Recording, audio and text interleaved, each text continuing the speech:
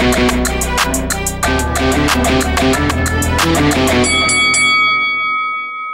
guys, welcome to Boxing Squared for boxing news and views from around the internet. The unbeaten Jarrell Miller and Bogdan Dinu will square off in Kansas this weekend in what can only be described as a somewhat quizzical matchup. This fight, it was announced in late October as the headliner for this DAZN card at the Kansas Star Arena on November 17th, and Miller is the heavy favourite heading into it. So I'll touch on some of the quizzical nature of this fight briefly, but for more detailed coverage on the why and etc., check out some of my recent coverage of this fight.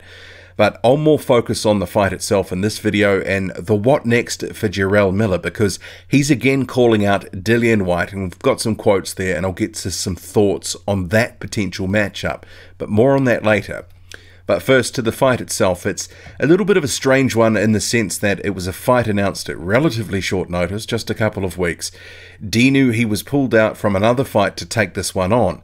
Miller had only fought in October, early October, and it's unclear what he really gets out of it.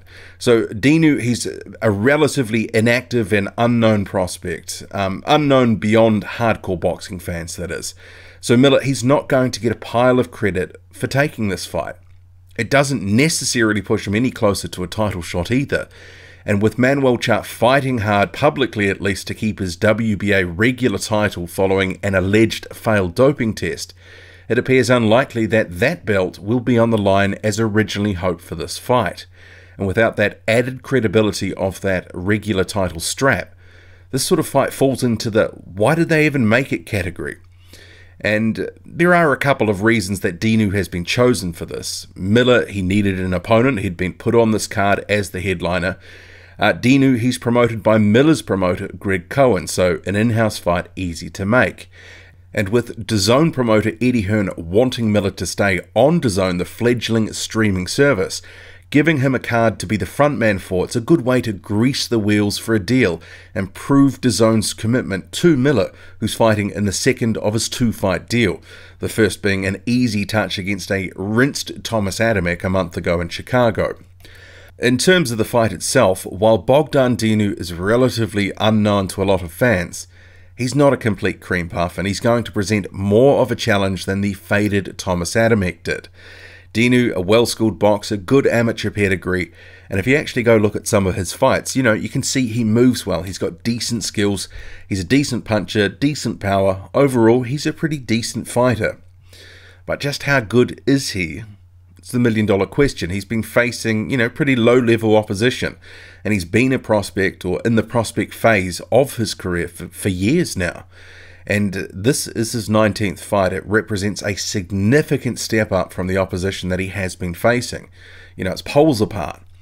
But I could see him having some success early in this fight.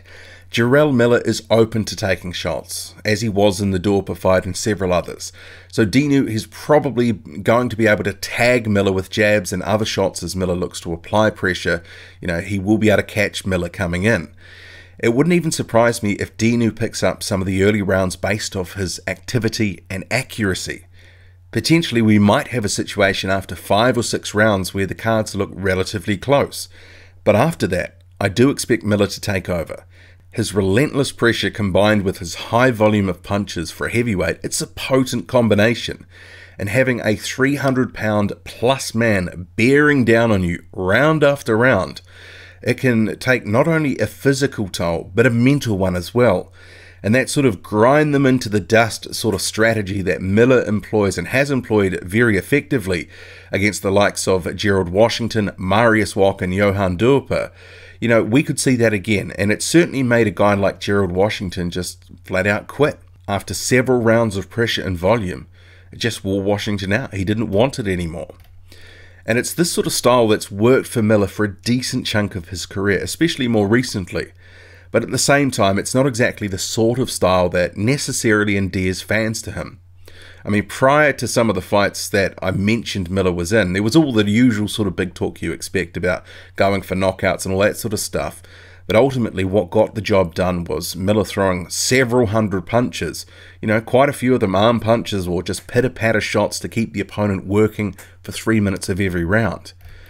The recent Thomas Adamek knockout, a legitimate knockout, has Miller now saying he's actually going to employ more of a strategy of quality over quantity, and that he's going for the knockout. Ironically, I think his volume sort of pressure style is more likely to be more effective at breaking Dinu down over several rounds than by simply selecting his shots and throwing less. I mean, maybe we're going to see some sort of hybrid style between the two, or perhaps, he'll just end up reverting to type after a round or two, after he sort of clocks what Dinu's about, and he'll just go with what he knows. That's sort of what I'm expecting. I'd be very surprised if Miller was able to knock Dinu out with a single punch. And fans have certainly in the past questioned Miller's punching power, and how much knockout concussive power does he really have? But if there is a stoppage, I think it's more likely to be through an accumulation of punches over a prolonged period. It wouldn't actually surprise me if we saw a retirement from Dinu's corner in the second half of the fight. But I do clearly favour Miller to win this fight, although I expect Dinu to come better than advertised, especially in that first half of the fight. The what next bit, that's interesting, because if Miller wins, who does he fight? If Manuel Charr is cleared and he retains his WBA regular title, well, he's going to fight Fraser Kendo some point in 2019. That leaves a hole for Miller, who seemingly is biding his time until that fight or until an Anthony Joshua fight. And he clearly wants the Joshua fight, but he wants the WBA regular title as leverage to try and get more money. Well, this is sort of what seems to be, is working through his mind. He wants that belt for more leverage. He said as much publicly. But Anthony Joshua, he potentially is well booked up in 2019, and Miller may not have a look in, with Joshua potentially facing maybe Dillian Whyte or Deontay Wilder in April. But then he's got his IBF mandatory to take care of after that April fight. So the queue, depending on what happens with, who's fighting who. Jarrell Miller might be 2 or 3 guys back in that queue and out of luck for a Joshua fight.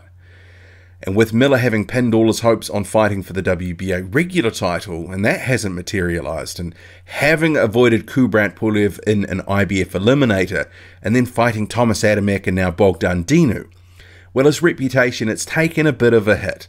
If he wants to keep treading water in fights no one is interested in seeing, he can't ever hope to build his brand and his hype properly towards a title fight. You can't expect to fight Thomas Adamek and Bogdan Dinu back-to-back and then expect an Anthony Joshua fight. Plus, Miller's assertion is that Joshua is ducking him. That's just patently ridiculous, given who he is voluntarily fighting. Joshua is not ducking Jarrell Miller. Jarrell Miller is ducking reality if he really believes that.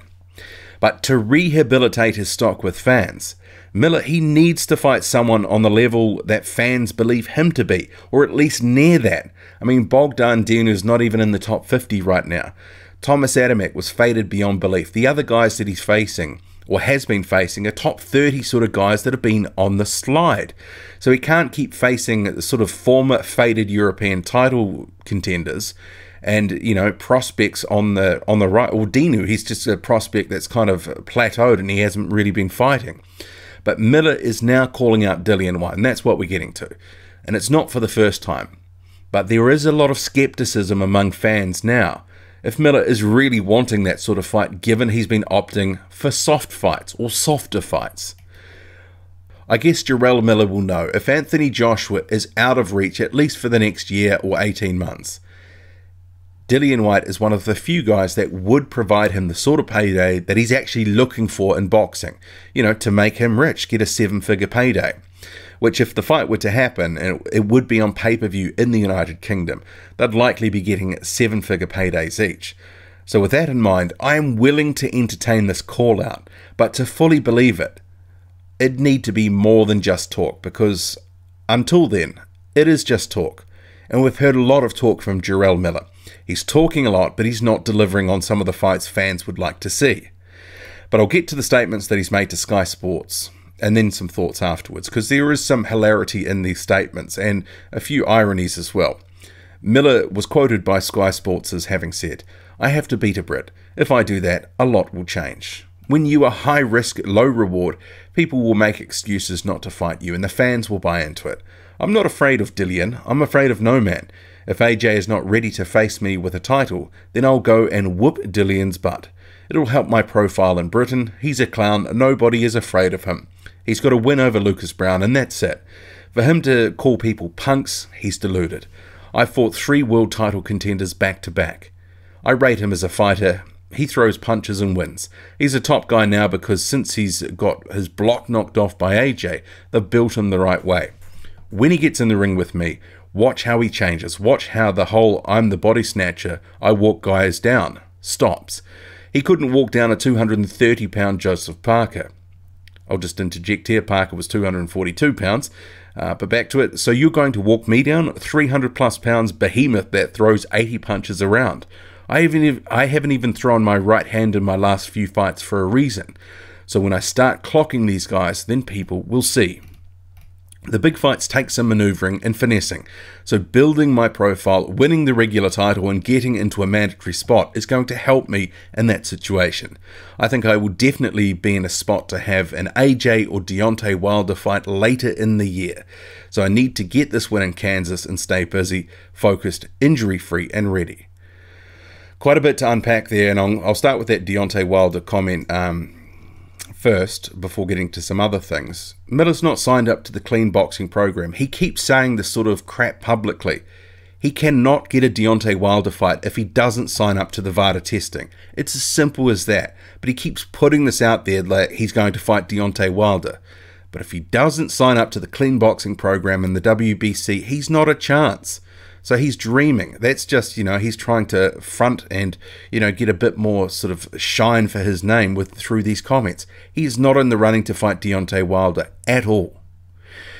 Okay, so I'll get to some of the rest of these comments really quickly. I don't want to make this video too long. It's starting to rack up in time at the moment. But that comment about him being high risk, low reward, and people will make excuses not to fight you and the fans will buy into it.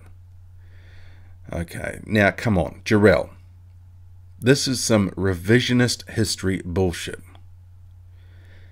You didn't want to face Kubrat Pulev in Bulgaria. This is only a few months ago, and Bulgaria being the biggest part of that equation. But also, on the record as saying you didn't like the money and they needed to come up with, as I quote, some more bread. That's what Miller said. He was the one who turned his back on that fight. But Miller's also recently done an interview with a Boxing Voice clearly saying his sole focus is on the WBA regular title. That's where he is. It's a tunnel vision type thing. You even just heard it in some of the quotes before. He's going after the regular title. That he wants to fight Manuel Chan and everyone else can wait. We've seen that in his actions. He's been avoiding anyone with a pulse. He's recently fought Thomas Adamek and now he's fighting Bogdan Dinu in a fight no one was calling for. And he conveniently didn't mention that he's been not really acknowledging or turning his back on potential fights with the likes of Andy Ruiz Jr., Joe Joyce, and even Dillian Whyte a few months ago called Jarrell Miller out. I think Miller thinks that fans are stupid or something, because he's trying to front like everyone's avoiding him. But he's clearly taking these softer options right now until he gets to where he wants to be, which is talking his way into an Anthony Joshua fight, saying how Joshua's ducking him, which is crazy. Or he's trying to get to that WBA regular title fight. So I'm just not buying this whole avoided routine because clearly he's the one that's been doing the avoiding. But he is right though, if he fights Dillian Whyte, it's going to boost his profile massively and actually probably rehabilitate it. But let's be honest, he does need it. His mouth isn't winning fans over, especially when he's turning his back on the likes of a Kubrat Pulev fight. That was crazy to walk into a Thomas Adamek fight after turning down Pulev. But it cracks me up. Miller's efforts to diminish Whyte's record, saying Lucas Browne is the only name on Whyte's record. That's just a complete load of Todd. If we line up Whyte's best wins of Chisora, Helenius, Browne and Parker, it's at least on par, if not actually better, than Washington, Wok, Dupa and Adamek. You may have noted that he said, I fought 3 world title contenders back to back. The reality is, Wok, Dupa and Adamek, all on the slide, all nowhere near a world title shot. Top 30, top 40 sort of guys, but they were not in the hunt for a world title. Treading water. So he's totally gilding the lily there. But of course he would. He has to big himself up. He has to sell himself to the broader public, which, he's doing so in this Sky Sports article. But then we've got this sort of weird situation. He's talking Whyte's record down, but then he says he rates Whyte. How does that make any sense? Shouldn't he actually be talking Dillian Whyte up as having a lot of good wins on his record? And I'm sure if the fight was made, he would start to do that. But right now, shouldn't he be talking him up to some extent? So then if he beats him, he can actually get the credit for doing so. You might have noted Tony Bellew in all the lead up to his fights. That's what he did. He would talk the opponent up so much it was almost sickening. But that would allow him to get maximum credit for beating that person. Because if Miller says Whyte has fought no one, why would we give him any credit for beating him? Plus, as I also just went through, it opens his record up to scrutiny as well, because arguably Parker is better than anyone Miller has fought. And he was a former champion, not just a former title contender, as Miller's opponents were. But it certainly is a fight I would like to see in 2018. But I do think Jarrell Miller certainly needs to think about the way he portrays his persona, because sometimes the chat, it certainly outstrips his actual ring achievements. And right now, it's not endearing himself to fans, and it's certainly opening him up to criticism. Criticism he would have avoided if he wasn't making so many outlandish statements about how awesome he says he is. Because he's not really proving it right now. What do you make of it all? Drop a comment, loud and often. Hit like, hit subscribe, follow me on Twitter, boxing_squared. I'm out.